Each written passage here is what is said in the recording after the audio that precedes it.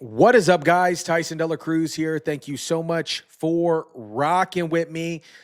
This video, we're diving into the Las Vegas Cybertruck explosion, the eerie connection to the New Orleans attack, and a psychological warfare program that has conspiracy theorists and realists alike raising their eyebrows higher than Nancy Pelosi's.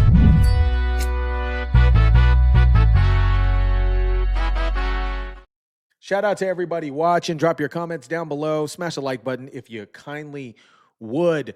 Now, before we jump into all of this, we gotta start off with the Cybertruck explosion outside of the Las Vegas Trump Hotel. Okay, new details revealed. The driver's identity. We found out about this yesterday. Matthew Levelsberg, a Green Beret with 18 years of service, died, get this, from a gunshot wound to the head prior to the vehicle being detonated. Interesting. The Cybertruck was packed with explosives, packed with fireworks, gas tanks, fuel tanks, turned the Cybertruck into a weapon. Now, just my thought, right? This individual was a Green Beret, active service member. Some family members said that this individual can create these explosives. He knew about how to create explosives, so why would you pack it in a Cybertruck? Okay, Cybertruck is bulletproof. Just, you know, if you want to do something more crazy, you do something more crazy with the more, presumably, right? I don't know any of this. I'm just saying, right? If I was going to do something, I wouldn't put it in a Cybertruck. But here's the kicker: investigators, right? Las Vegas Metropolitan Police Department found Levelsberg military ID passport completely intact. Okay, inside the burnt wreckage, everything else was burnt to a crisp. This is absolutely strange. And get this, the Cybertruck, right? We understand Cybertrucks are self-driving. So was this Cybertruck remotely driven to the site? Was Mr. Matthew a patsy? There's a lot of questions that need to be answered. We're going to dive into some of that into this video. Let's jump into this video from the Las Vegas Metropolitan Police Department. Police Department, and these folks worked through the night and found a lot of stuff that is very useful for this investigation. As you look at this Cybertruck here, we had to transport this down to our fleet services so that we could really get through this thing. And I remind you that the subject inside wasn't able to be removed for a very long period of time because he was burnt beyond recognition. And so as we continue to move through this, I'm going to talk a little bit about his identity and what we believe. But I would like to highlight a couple of things that the teams found inside of the Cybertruck that are useful to the investigation. And that, first and foremost, is a military identification. We also found a passport. We found a Desert Eagle 50 caliber semi-automatic pistol. Burnt. And if you'll notice on a lot of these guns that we're going to talk about here, they're almost just burnt beyond recognition as well. There's a SLR model B30 semi-automatic firearm, number of fireworks that were still in the vehicle that had to be removed. Notably, we found an iPhone and a smartwatch, and then several credit cards were also in the name of our subject. Our subject is 37-year-old Matthew Levelsberger. He's of Colorado Springs, Colorado, born July 22nd of 1987. Now, as you'll see here on a picture of his driver's license, let's see, the question really still remains for me, and I know that there's a lot of you folks in the media that are identifying this person as the person in our vehicle. As I mentioned to you already, his body is burnt beyond recognition, and I do still not have confirmation 100% that that is the individual that was inside of our vehicle. And so as I'm calling it now, the subject or person of interest, I will not come back until I have the confirmation through DNA or medical records that this is indeed, in fact, the subject inside of the vehicle. Now, further complicating this identification of this individual, we also discovered through the coroner's office that the individual had sustained a gunshot wound to the head prior to the detonation of the vehicle. One of the handguns was found at his feet inside of the vehicle. Obviously, in how we're trying to identify him, and I'm feeling comfortable to give you this information, is a tremendous amount of substantial evidence to include he rented the Turo vehicle. There are 2 tattoos, one of which was on the stomach and one of which is on the arm, that we can see bits and pieces of it as in comparison to what it is that we now know he had on his body. That has given us a lot of confidence that this is, in fact, the same person, as well as which the clearly obvious, which is the credit cards, the military identification, the passport, and then furthermore. Speaking about that passport, right? This is super sus to me. I was looking at this, and it looks like they just burnt this passport with a Bic lighter. Okay. All right. I don't know. I'm going to share some footage of the trail from the Las Vegas Strip. Pulling onto Fashion Show Drive here. And that picture was observed at about 7:34 a.m. We know that he pulled into the Trump Valet, and I believe we have a video of that. You can see the Cybertruck highlighted there.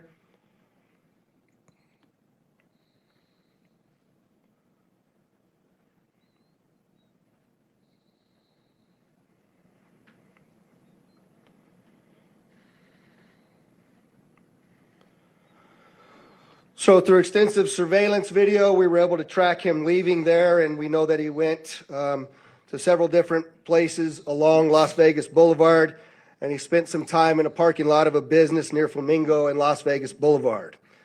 We then have a video of the truck pulling back onto Las Vegas Boulevard from the Sands.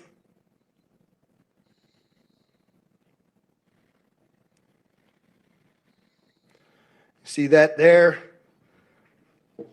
That's north on the boulevard from Sands at 8:39, where he then immediately heads to the Trump Hotel, pulls into the valet area, and as of course you all know, the explosion occurs within. All right. So this situation is becoming a little suspect for me.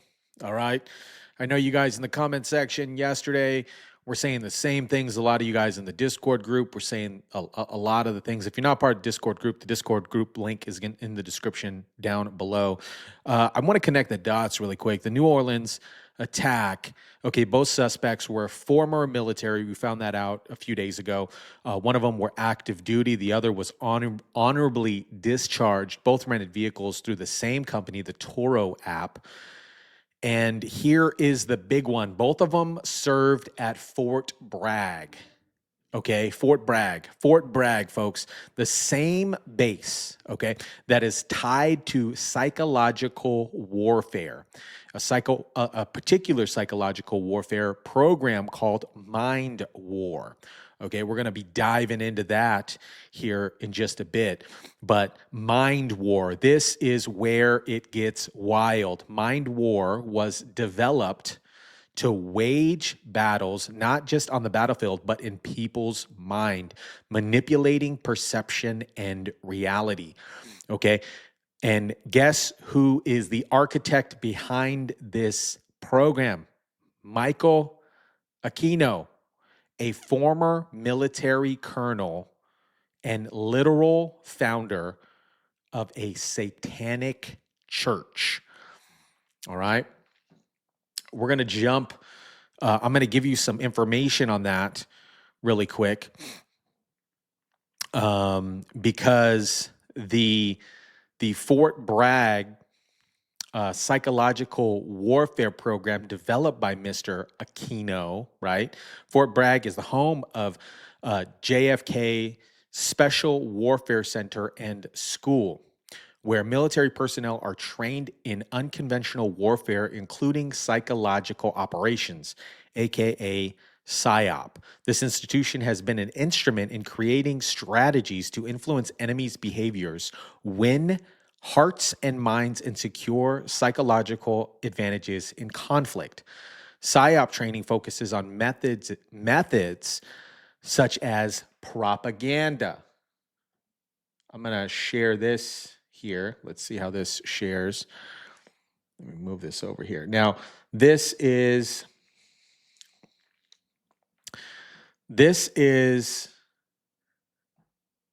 a report by Mr. Major Michael Aquino, okay, from PSYOP Mind War Psychology of Victory. I'll place this in the description below. I advise you guys to check this out. Shout out to Stephanie for sending this information over. So after reading this, PSYOPs training is focused on methods such as propaganda, media influence, and psychological manipulation, enabling operators to use non-lethal methods to achieve objectives. Okay. Individuals with access to such training can weaponize these skills if they are radicalized post-service. They understand how to manipulate public perception, exploit vulnerabilities, and create fear. A significant risk of these techniques are turned against civilian populations or governments. All right. Now, the relevance to this with the Jabbar incident and the Levelsburg incident, both in New Orleans and in Las Vegas, both Fort Bragg have ties to this. May have been exploited. The knowledge or connections they've gained there to execute their quote unquote terrorist attacks. I'm putting that in quotes because the YouTube situation. But we know what it is, right? If they are exposed to PSYOP principles, they could use these skills to plan attacks with amplified psychology impact, okay? Now, this paper goes on to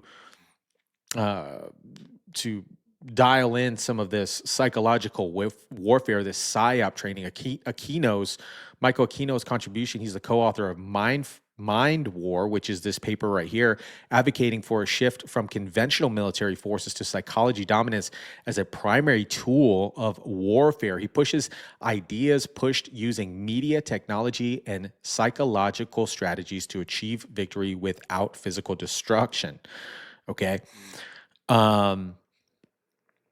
Now, if Jabbar and Levelsburg were trained in Fort Bragg PSYOP program, they have been influenced by these particular tactics from Aquino, okay, who helped pioneer this mind war PSYOP style training. Their abilities to manipulate narratives, psychology frameworks, and terrors propose would trace back to these principles. Now, the reason why I bring this up, okay, is the main focus of this is if these individuals were trained in these particular methods, they could be used, or others could use them, okay, use them in particular scenarios. So they can either use those tools that they've learned, or others can use them. All right. Now, we are going to jump in. Again, this PDF, I'll place this in the description link down below so you guys can check this out for yourself. I highly recommend you reading this, because this this paper is very, very interesting. In the Mind War, Aquino argued that the PSYOP must be rooted in ethical principles, but after you see some of the stuff that I'm about to share in this video, you might see how some of these principles, okay, could be used. All right. So first, before we jump into this, I am going to jump into this video. It's called "The Ghost in the Machine." This is a promotion for Fort Bragg and the style of training. Let's jump into this.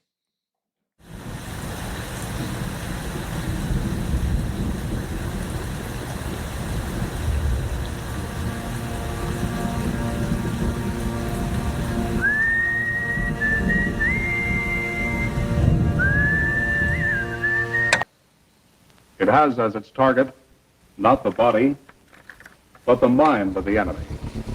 The target of psychological warfare is against the enemy's mind.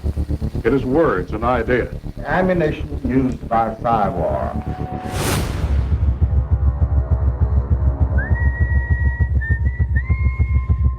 Its mission is to influence the thoughts of the enemy soldier, and at the same time is expected and encouraged to study foreign languages and the social sciences such as history, economics, and sociology. He must have a broad and sympathetic understanding of all phases of human experience. But the use of this force as an integral part of combat has now taken on new form.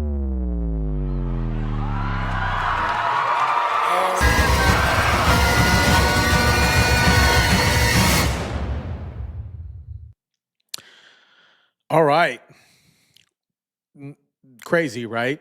Now, we got to talk about Michael Aquino, right? Michael Aquino, the so-called godfather of psychological warfare. Aquino authored, and he authored that paper that I mentioned, the paper called Mind War, where he detailed how to win wars by controlling the flow of information and bending the will of the populace. This is the same guy, okay, who was photographed in full satanic garb, okay, and founded the Temple of Set, which we'll jump into here in a minute.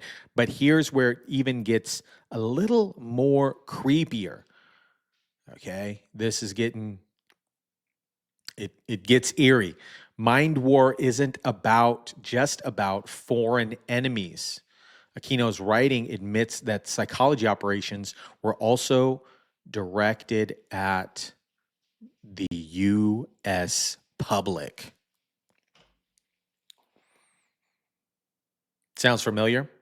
Think back to the plandemic. Think back to C-19, mass media manipulation, the erosion of trust in institutions.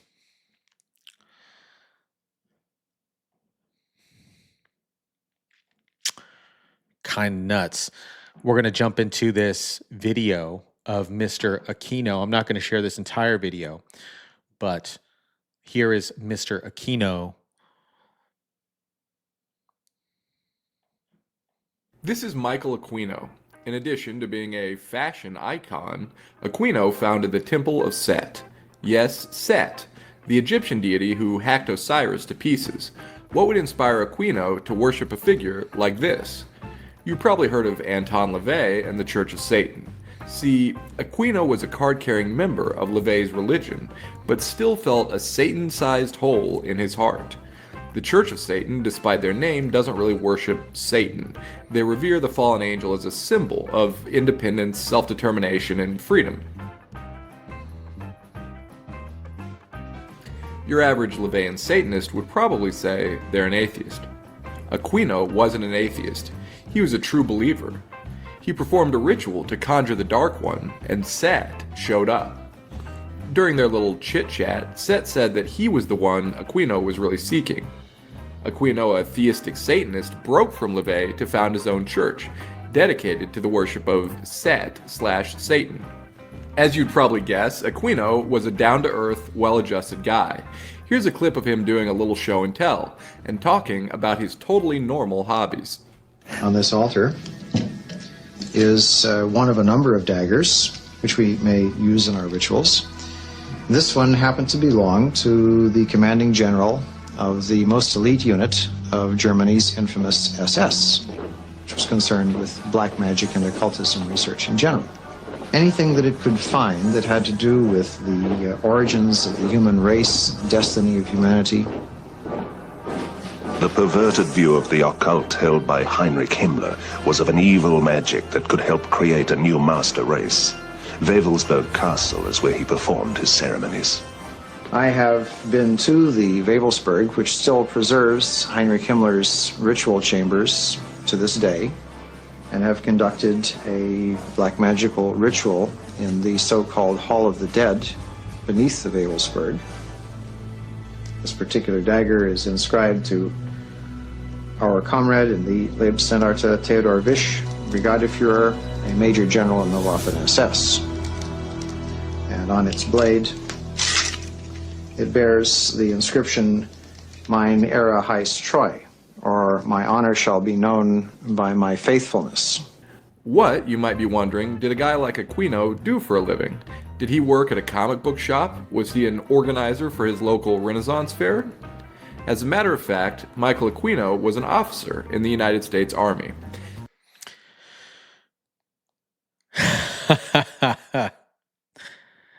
Oh, an officer in the United States Army. So what is the ultimate connection here? Two military trained individuals from the same base, renting vehicles from the same company, conducting attacks on the United States hours apart. Coincidence? Maybe it's a deep coincidence. I don't know, right? But let's not ignore these eerie ties, okay, to Fort Bragg's psychological warfare program. Okay, the kicker here, a source from Levelsburg unit, okay, has his Signal app safety number notify his Signal. So Signal is like a private chat app. His safety number was changed both before and after the explosion.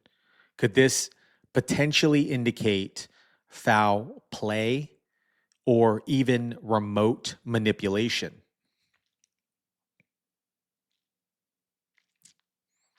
I don't know, right? Add in reports online discussing how these attacks being censored almost instantly on all platforms, okay, including YouTube, right? This is why I'm kind of bouncing around on some of the information and not saying exactly, because a lot of this information has been censored instantly. You have a serious recipe for suspicion. How is it that the New York Post was able to go into the New Orleans individual's home on an active crime scene, quote unquote, and they were actually able to do a tour? It sounds very suspect to me. If you haven't seen that video of the tour of the New York Post going into the tour of the New Orleans, Mr. Jabbar's former home, check out that video after this one. All right. And here's the bottom line, right? Whether these attacks were orchestrated by individuals or as something bigger, which I think that might be the situation, right? The impact of this, the implications of this are scary. So we got to make sure that you keep your head on a swivel. The psychological warfare tactics outlined in Aquino's mind warfare paper aren't just history. They're almost like playing out right now. This is just me diving into this rabbit hole, right? I'm going to jump into this information that I came across regarding, let me share this. This is a video that I came across regarding the OK bomber. Do you guys remember him? Let me pull this up. So the Cybertruck bomber supposedly loved Trump and America, just had a baby, loved the Cybertruck. There was active texts with his ex-girlfriend about loving the Cybertruck. And anyways, here is a video of the OKC bomber that who put this together, just because I want to give them a shout out here. Colbert Report. So shout out to Colbert Report for putting this together. Not Stephen Colbert, but the Colbert Report. I'm going to share this video here. Let's dive into this. Are you the Oklahoma City bomber? Maybe one of the benefits of me talking to you today is that you'll see that maybe not everything is true that you've heard about me. On the morning of April 19, 1995, a decorated Gulf War combat vet blew up the federal building in Oklahoma City using a truck bomb that he didn't build and a Ryder truck that he didn't rent with the help of a passenger who didn't exist. Having just gotten away with the largest act of terrorism on U.S. soil to date, the Fort Bragg trained Special Forces Sheep Drip Dropout blended in with the crowd by making his getaway in a car without a license plate and was immediately pulled over. The ATF was the supposed target of the attack, but luckily all of their agents were out of the office that morning. Later that day, the president boldly declared, "We will find the people who did this. And when we do, justice will be swift, certain, and severe." Except for John Doe number 2. John Doe number 2. John Doe number 2. who, according to the FBI, never existed. In McVeigh's unprecedented 3.5-week trial, the prosecution didn't show the CCTV footage of him and John Doe number 2 parking the Ryder truck. Didn't explain why 24 separate witnesses mass hallucinated the existence of John Doe number 2. Didn't explain why the government was testing truck bombs and the Army was storing Ryder trucks at Camp Gruber right before the bombing. And didn't talk to the FBI informants who blew the whistle on the plot. But they did collaborate with the CIA, and they did convict McVeigh as the lone wolf bomber and Terry Nichols as his bomb-constructing accomplice. Still, a bunch of crazy conspiracy theorists, including 300 bombing victims, insist on talking about facts and evidence and refuse to simply believe what they've been told a million times by people in tailored suits with well-coiffed hair. They quote the U.S. Army Brigadier General and the FBI crime lab whistleblower and the inventor of the neutron bomb who point out the physical impossibility that the Ryder truck bomb did the damage to the building, but that doesn't matter because if there were other bombs in the building that day, we would have heard about them. The second explosive was found and defused. I think he said another bomb. The Justice Department is reporting that a second explosive device has been found. They then found a third device, which was also larger than the first. And I see another bomb truck going, so apparently they're going to try to get out that third bomb. The FBI claims to have lost the footage showing McVeigh and John Doe number 2 parking the truck in front of the Murrah building that morning, but that's understandable because the Bureau has a lot of important evidence to store. Terry Nichols insists the FBI was involved in the plot, but thankfully a judge has saved us the trouble of listening to him by preventing lawyers from deposing him. There was a bomb squad truck parked across the street 2 hours before the blast, but that just shows the authorities were prepared for anything. And other documents obtained by 2020 show that someone called the Executive Secretariat's office at the Justice Department in Washington and said the Murrah building had been bombed. But this was 24 minutes before the blast. But that just shows the public was unusually vigilant that morning.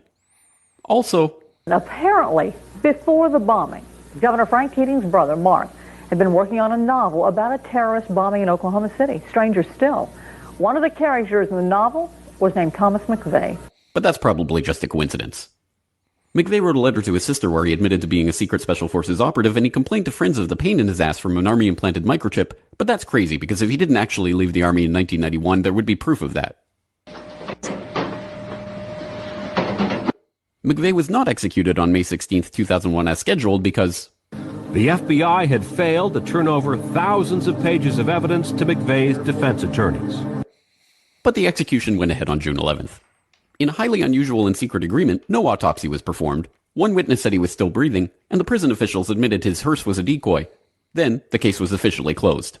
And if you question any part of this story, you are a paranoid, wingnut, birther, truther, tenther, prepper, conspiracy loon who'd bring up any of these points ever again. Ever. This message has been brought to you by the friends of the FBI, ATF, DOJ, CIA, SPLC, MSN, and the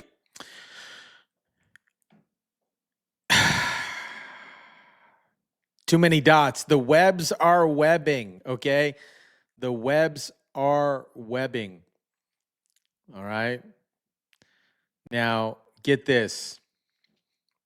As of 3 days ago, all right, I'm not going to say this out loud just because the YouTubes, right? They're heavily censoring a lot of this information right now. But I want to share this really quick. So this happened back in 2020. 23, officials investigated mysterious disappearance of 30-ton shipment of explosive chemicals in California. So 600,000 pounds, or approximately 61,000 pounds of ammunition nitrate, a chemical used for both fertilizer and an ingredient in explosive, went missing when it was shipped by rail from Wyoming to California. They still have not found this. They still have not found this, okay? And the other situation that's going on that happened 3 days ago is this right here.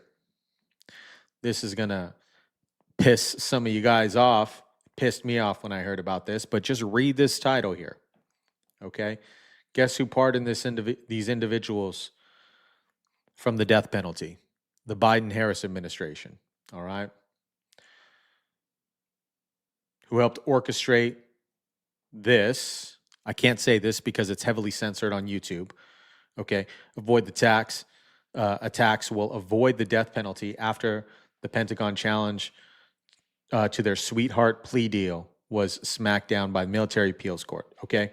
So they are avoiding the death penalty. Now they're going to be in prison on taxpayer money.